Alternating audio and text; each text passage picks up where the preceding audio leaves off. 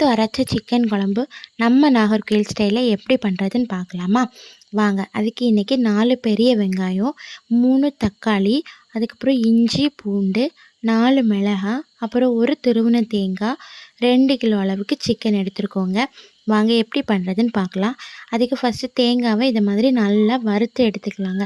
நீங்கள் இந்த மாதிரி வறுத்து அரைச்சி குழம்பு வச்சிங்கன்னா ரொம்ப வாசனையாகவும் இருக்கும். அப்புறம் எல்லோரும் விரும்பி சாப்பிடுவாங்க. தேங்காய் நல்லா வறுத்ததுக்கப்புறம் நம்ம கரம் மசாலா ஐட்டம் இருக்குல்லையா, அதாவது பட்டை, கிராம்பு, சீரகம், கசகசா, அடுத்து பெருஞ்சீரகம் அதையும் ஆட் பண்ணி அதையும் நல்லா வறுத்து எடுத்துக்கலாங்க. இது ரெண்டையும் நல்லா வறுத்ததுக்கப்புறம் மசாலா ஆட் பண்ணிக்கலாங்க. நாங்கள் இன்றைக்கி 4 கரண்டி வத்தல் பொடி ஆட் பண்ணியிருக்கோங்க. நீங்கள் எந்த அளவு காரம் சாப்பிடுவீங்களோ அந்த அளவு ஆட் பண்ணிக்கோங்க. ஏன்னா இங்கே நாகர்கோவில் சைடில் கொஞ்சம் நல்லாவே காரம் சாப்பிடுவாங்க. அதனால் நாங்கள் இன்றைக்கி 4 கரண்டி வத்தல் பொடி, 1 கரண்டி மஞ்சள் பொடி, 2 கரண்டி கொத்தமல்லி பொடி, அதுக்கப்புறம் 2 கரண்டி சிக்கன் மசாலா பொடியும் ஆட் பண்ணியிருக்கோங்க. அதையும் சேர்த்து நல்லாவே வறுத்து எடுத்துக்கலாங்க. கொஞ்சம் லோ ஃப்ளேமில் வச்சே வறுத்து எடுத்துக்கோங்க. ஏன்னா கரிஞ்சா குழம்பு நல்லா இருக்காதுங்க. நான் இந்த மாதிரி நல்லா வறுத்து எடுத்துகிட்டு மிக்சியில் போட்டு அரைச்சி எடுத்துக்கலாங்க.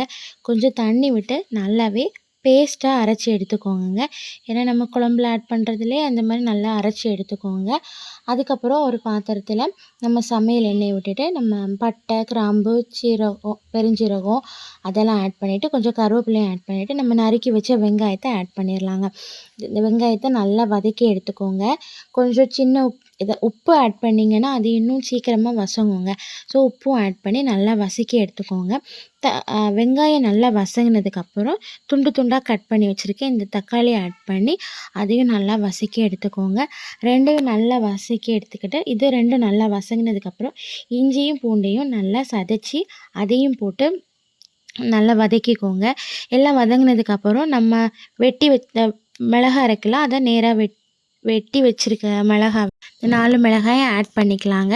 நல்லா வதக்கி எடுத்துக்கோங்க. நீங்கள் எந்த அளவு காரம் யூஸ் பண்ணுவீங்கன்னு தெரியல. நாங்கள் 4 மிளகாய் போட்டிருக்கோம்.